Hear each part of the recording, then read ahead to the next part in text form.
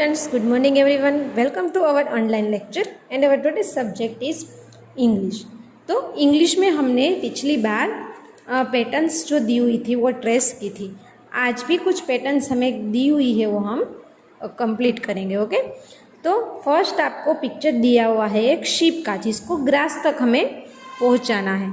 तो let's draw the pattern. Standing line, sleeping line, फिर से स्टैंडिंग लाइन, स्लीपिंग लाइन. इसको हम अप डाउन लाइंस कहते हैं. धीरे धीरे ट्रेस करना है, लाइन के बाहर नहीं जाना चाहिए. ओके, तो शीप है उसको हमने ग्रास तक पहुंचा दिया है. नेक्स्ट लाइन है वो जिगजैग लाइन है. मंकी को हमें बनाना तक पहुंचाना है.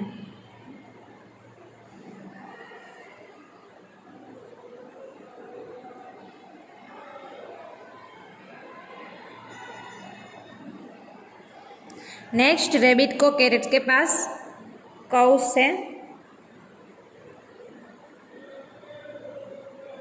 डाउन काउस है ये. और नीचे है यहाँ पर देखो एक केट है, उसको माउस के पास पहुंचाना है.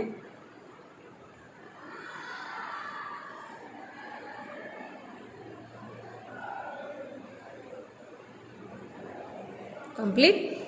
चलो नेक्स्ट ड्राई और वेट. व्हाट इज ड्राई और नेट? ड्राई यानी कि सूखा. आप जो सूखे हुए होते हैं इसे हम कहते हैं ड्राई. वेट यानी कि गीला. अगर आप पर बारिश हुई तो आप कैसे भीग जाते हैं उसे हम कहते हैं वेट. अगर आप धूप में हैं तो आप ड्राई रहते हैं. बारिश होती है तब आप वेट हो जाते हैं. तो यहाँ पर देखो एक पिक्चर दी हुई है ड्राई. जो गर्ल है उसने बॉय पर पानी डाला तो ये वेट हो गया, गीला हो गया. और गर्ल है वो पूरी ड्राई है. नीचे देखो कपड़े हैं, तो सूखे हुए कपड़े होते हैं उसे हम कहते हैं ड्राई. और गीले कपड़े हम जब सुखाते हैं तब उसे हम कहते हैं वेट. अंडरस्टैंड ड्राई और wet. Now turn your page. Colour the dry T shirt. Dry यानी कि सूखा हुआ जो टी शर्ट है उसमें हमें कलर करना है. तो कौन सा टी शर्ट सूखा हुआ है? यहाँ पर देखो इसमें तो पानी की बूंदे है तो ये गीला है यानी कि वेट है. और ये टी शर्ट है वो सूखा हुआ है यानी कि ड्राई है. तो आपको कलरिंग ये वाला टी शर्ट में करना है. नेक्स्ट पेज एक स्टोरी दी हुई है. Simba becomes friendly. Okay, Simba is a little cub. Cub यानी कि लायन का जो बेबी होता है, शेर का जो बच्चा होता है उसे हम कहते हैं कब. लायंस बेबी कॉल्ड अ कब. He is very naughty and troubles the other animal. यानी कि वो बहुत ही शैतान था और दूसरे एनिमल्स को भी परेशान करता था. So the animals do not like him and do not play with him. यानी कि अगर आपका कोई फ्रेंड है आपको हैरान करता है, परेशान करता है तो आपको उसके साथ खेलना पसंद नहीं होता. तो उसी तरह दूसरे एनिमल्स जो है जैसे कि एलिफेंट, रैबिट, डियर, मंकीज, उसको ये कब के साथ खेलना पसंद, सिम्बा के साथ खेलना पसंद नहीं था. One day Simba sees Robbie and tries to pull his tail. यानी कि एक रोबी है.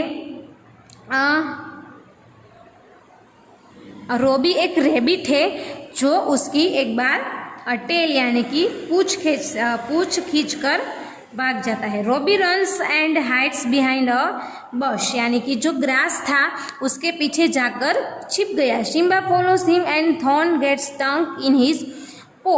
यानी कि जब वो उसका पीछा कर रहा था कि किसने मेरी पूंछ खींची तो उसके पाँव में एक कांटा लग गया. थॉर्न यानी कि कांटा.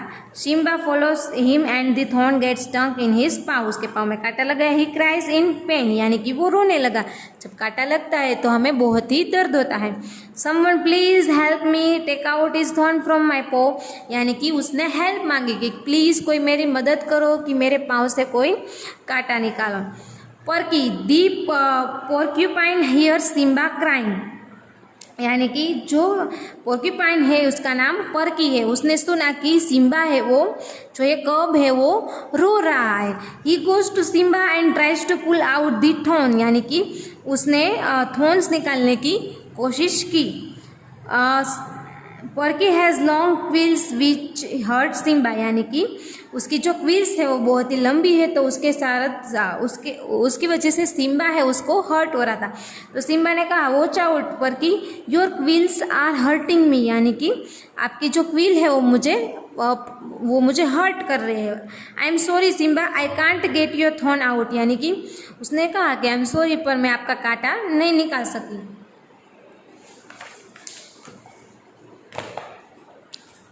रोबी hear perky and come out from behind the bush, यानी कि जो रोबी टेल खींचकर भागा था और जो बश के पीछे छुप गया था, उसने कहा कि वो बाहर आया और कहा कि लाओ मैं तुम्हारी हेल्प करता हूँ। ही pools out the thorns from सिम्बास पो विथ हिज लॉन्ग टीथ, यानी कि जो रैबिट रोबी है उसने उसके बड़े दांतों से जो कम के पैर में कांटा लगा था वो मुंह से खींचकर निकाल दिया।